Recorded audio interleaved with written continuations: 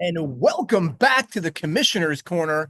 And I am your host and commissioner, Sam Sutton, and we will be previewing the final week of the regular season. Now, first and foremost, I want to thank you all for helping the transition from the old regime to the new regime. And obviously, special thank you to Victor Cohen for helping the transition as well.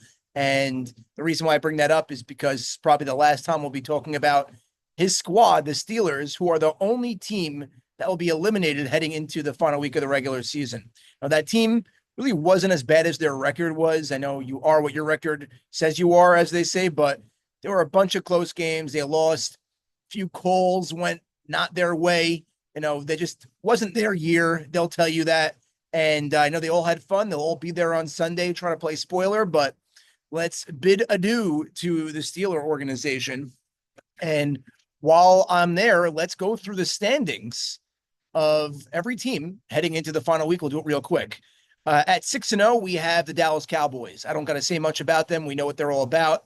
They have two dynamite receivers in Sultan and Matu with their quarterback and Siegel, and just a great captain job this year so far by Al Mustaki. The question going into the final week of the season is, will they be, kind of give a vanilla offense or defense because they don't want to tip their hand against a team they may face in the postseason in the Texans. So let's see how that plays out. Second seed, we have the 5-1 Eagle organization. Now, really good team. Panitz did a great job. He's an amazing receiver in his own right. Jimmy Cohen playing, I think, above everyone's expectation at quarterback, had a spectacular week last week in the running for player of the week. Just missed it. But great team. Again, they're a bit banged up. This game means absolutely nothing for them coming into this week. So they'll probably be resting guys or not just, not putting their foot to the gas, pedal to the metal type of thing, because they are pretty much, locked in the top two. So then we have the Texans, who are 4-2 heading into the final week of the regular season. Great job by Yoni Panagel. Bernhack, after a rough week one, just showed us all that he's a legitimate quarterback in this league. Very happy to have Ellie, one player of the week this year. And I know they expect big things in the postseason. And then we have Mo Dewick's 49ers, who I think their two losses, they were shorthanded. One of them was issued a loss from the Cowboys, but they were not their full squad. So they could easily be 5-1, if not even 6-0. So they're a really good team. And then here's where things start getting interesting. We have two teams at 2-4. We have the 2-4 Dolphins, captained by Fonz, and we have the 2-4 Ravens, captained by Zach Casson. And then we have the 1-5 Colts.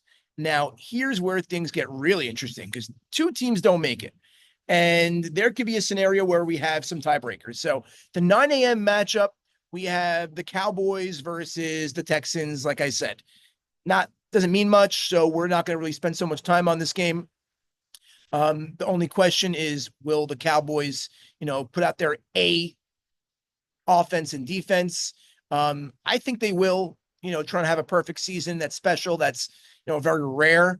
And I think they're not going to, want to go into the postseason, limping. I think they're going to want to go into the postseason as the dominant force that they've been all year.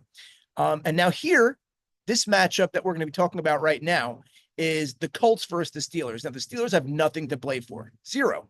And the Colts have everything to play for. They had a really tough go at things this year. Guys were missing, guys were hurt, Ralph on the mend, missing guys, but they can make that all go away. Just take care of business and hope to get lucky and things can break right. If they win, which I do think they're going to win, I'll make that prediction. They become 2-5. And we'll talk about the upcoming matchups where everything can make a difference. We're going to follow now to the 10 o'clock games. Now, simply as this for the Dolphins, they win and they clinch. If they lose and they are 2-5, they could find themselves in a very precarious spot because if the Colts win and the Dolphins lose, then they have the same amount of wins. They'll both be 2-5. And they're taking on the Eagles, this Dolphin team, and this Eagle team, really not much to play for either. I know Jimmy Cohen's nursing a bad hamstring. They'll be probably getting a sub for him. They're not at full strength. So this game really should be won by the Dolphins with everything to play for. But hey, you never know. If I had to make a pick, I'm picking the Fins. And then for the final matchup of the week, and this really is, if things break the way I think they can break, and you all are having in your mind, it's going to be absolutely insane. I think all teams are going to actually hang out and watch what happens in this game. You have Zach Cassin's Ravens team, who is retooled, and that IG trade looking great. However, and Rocky back, he looked dynamite last week.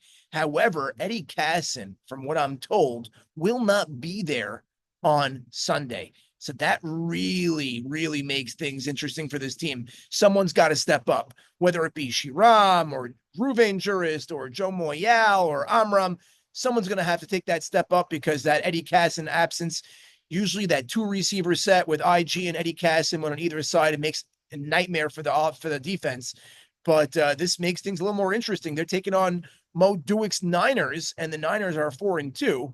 I know they're jockeying for position, for record wise, trying to get to 5-2. But again, not making that big of a difference to them. Their playoff lives are not on the line. However, if the Colts win and the Dolphins lose, this matchup becomes absolutely must see TV, because there's a scenario where this game is win or go home, or there's a scenario if the Colts win and the Dolphins lose, and then the Ravens lose, there'll be three teams at 2-5. And the way the rules are is we do not have it in the rules that you can get knocked out based on a head-to-head if you have the same record. We may have a wild card scenario. If you want, we can have a separate show on this. We will, because it'll be a whole show about it, just talking about what the matchups are going to be. But I cannot wait. Obviously, the league leaderboard, I'm not going to go through. We're going to talk about all the league leaders after the regular season finishes. And this Sunday, please come early. Please stretch. And I cannot wait. Regular season coming to a conclusion, heading into the postseason.